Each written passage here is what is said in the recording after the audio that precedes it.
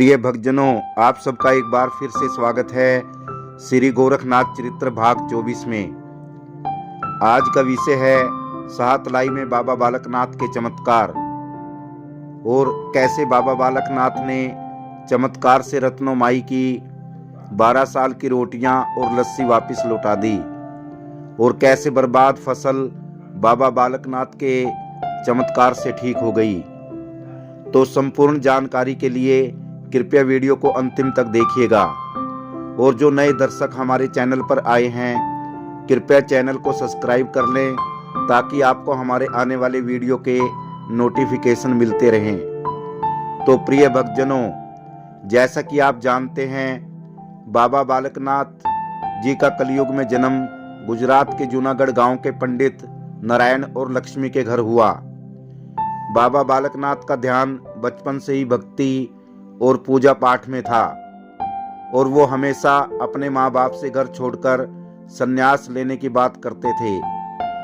बाबा बालकनाथ के माता पिता ने बाबा बालकनाथ की शादी करने का फैसला ले लिया ताकि वो घर छोड़कर ना जा सके, परंतु ज्यादा दबाव डालने पर अंततः बाबा बालकनाथ घर छोड़कर तपस्या के लिए जंगल में चले गए। अपनी तपस्या के दौरान बाबा बालकनाथ गुरु दत्तात्रेय से मिले और उनसे शिक्षा ग्रहण की।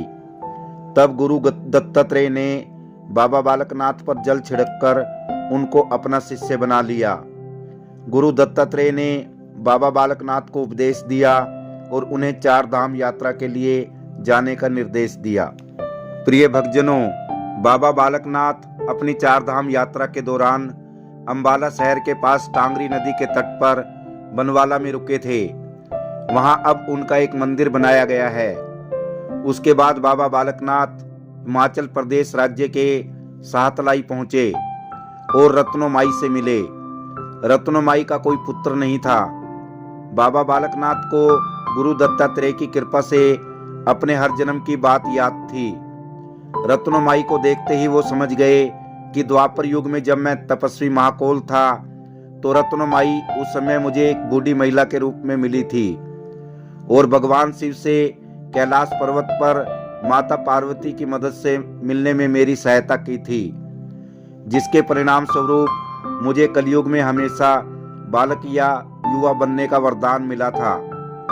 प्रिय भक्तजनों, बाबा बालकनाथ समझ गए कि रत्नो माई का मेरे ऊपर पिछले जन्म का कर्ज है और मुझे ये कर्ज उतार देना चाहिए। इसलिए बाबा बालकनाथ रत्नो माई से बोले, माई आप मुझे अपना ही बेटा समझें। इस पर रत्नो माई ने कहा कि यदि तुम मेरे बेटे बनकर रहोगे तो तुम्हें मेरी गायें चरानी पड़ेंगी। बदले में मैं तुम्हें हर रोज खाने को रोटी और पीने को लस्सी दूंगी। प्रिय भक्तजनों, इस पर बाबा बालकनाथ बोले, माई मेरी भी एक शर्त है, जब तक आप मेरे काम से संतुष्ट रहेंगी तभी तक मैं आपकी गायें चराऊंगा और साथ में तपस्या करूंगा। प्रिय भक्तजनों, इस पर रत्नो माई ने हाँ में सिर हिला दिया और बाबा बालकनाथ एक बरगद के पेड़ के नीचे तपस्या करते हुए गायों को चराने लगे। समय बीतता गया।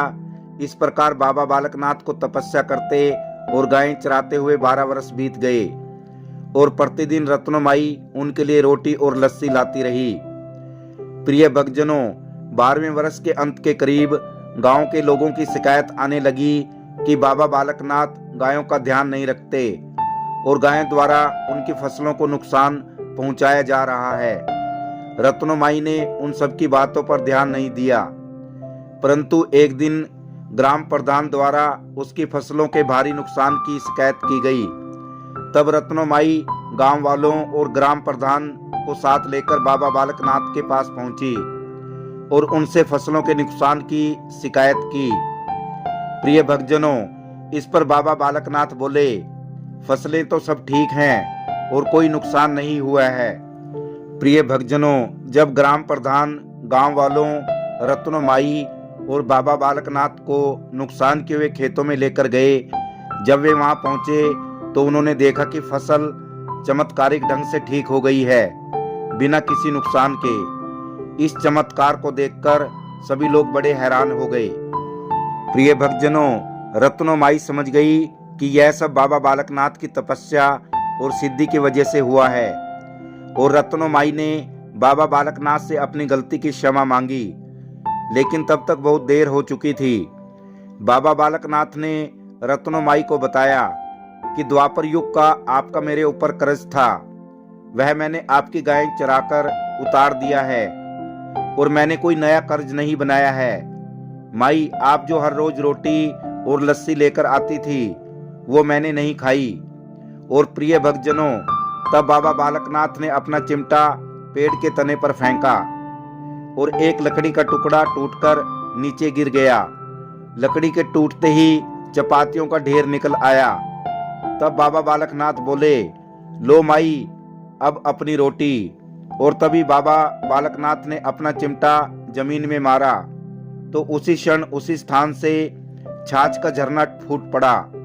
तब बाबा बालकनाथ बोले, लो माई, अब अपनी छाछ या लस्सी। यह छाछ या लस्सी का तालाब आज भी सातलाई में देखा जा सकता है। इसी वजह से इस जगह का नाम सातलाई पड़ा। छाछ तलाई का अर्थ है छाछ का तालाब। और प्रिय भक्तजनों, समय बीतने के साथ छाछ शब्द शाह में बदल गया, इसलिए सभी इस जगह को आज सातलाई कहते हैं। प्रिय भक्तजनों, जिस जगह पर वह बरगद का पेड़ था वहां पर एक खोखली संरचना का निर्माण किया गया है, जिसे खोखले पेड़ के नीचे तपस्या की भूमि कहा जाता है। इसके पास ही बाबा बालकनाथ, गुग्गा चौहान और नारसिंह की मूर्तियों वाला मंदिर है। भक्तों का मानना है कि उस स्थान की मिट्टी मवेशियों के पैर रोग के खिलाफ एक प्रभावी औषधि है। तो प्रिय भक्तजनों, ये थे बाबा बालकनाथ जी के सातलाई में चमत्कार। यदि ये वीडियो आपको पसंद आया हो तो वीडियो को शेयर करना और चैनल को सब्सक्राइब करना। आप सभी दर्शकों का धन्यवाद। जय श्री बाबा बालकनाथ जी।